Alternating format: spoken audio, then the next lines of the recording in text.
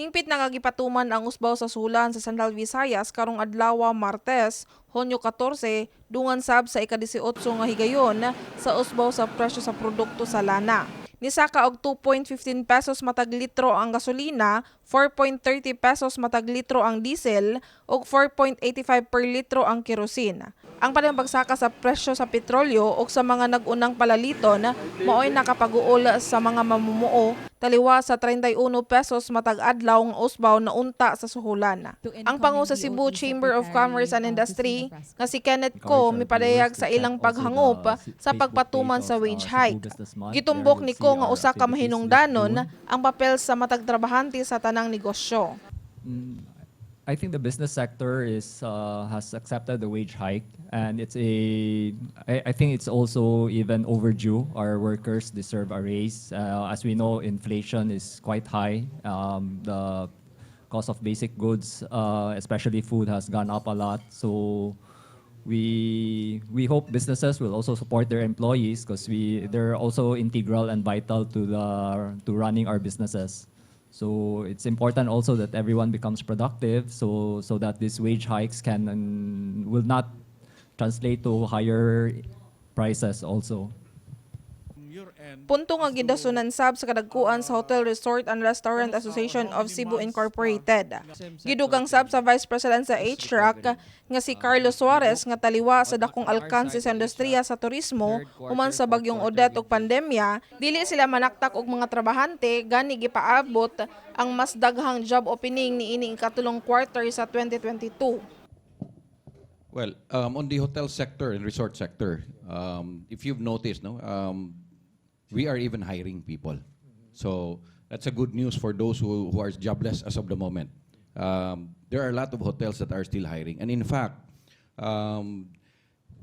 we are basically looking into the last quarter, and since the Korean flights are already coming in next month, so every hotel right now, especially on the resort in the city, you can see a lot of the hotels that are hiring. So it's a positive note as far as employment is concerned. Samtang gipasabot ni Dole Regional Tripartite Wages and Productivity Board Region 7 Secretary Attorney Evita Mendoza Balani nga mamahimong mag-atubang og kaso ang management sa usa ka negosyo kun dili ipatuman ang bag-ong wage increase.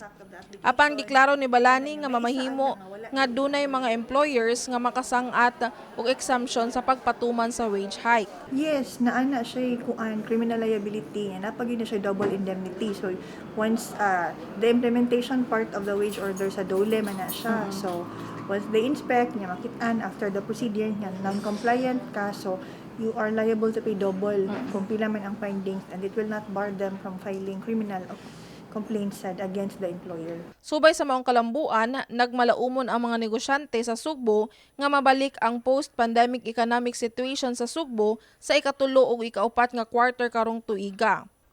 Ang pagsingabot sa mga foreign tourists sama sa mga Korean ug Japanese nationals makatabang sa industriya sa turismo ug pagnegosyo.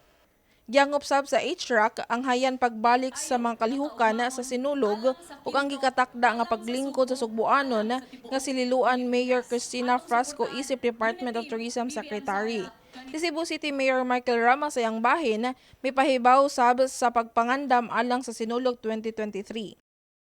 I have already invited the President, and I will invite the Vice President to come be in Cebu, sinulog, rebirth, renewed, and re-implementation of the physical, and you can see the whole island and the neighboring island.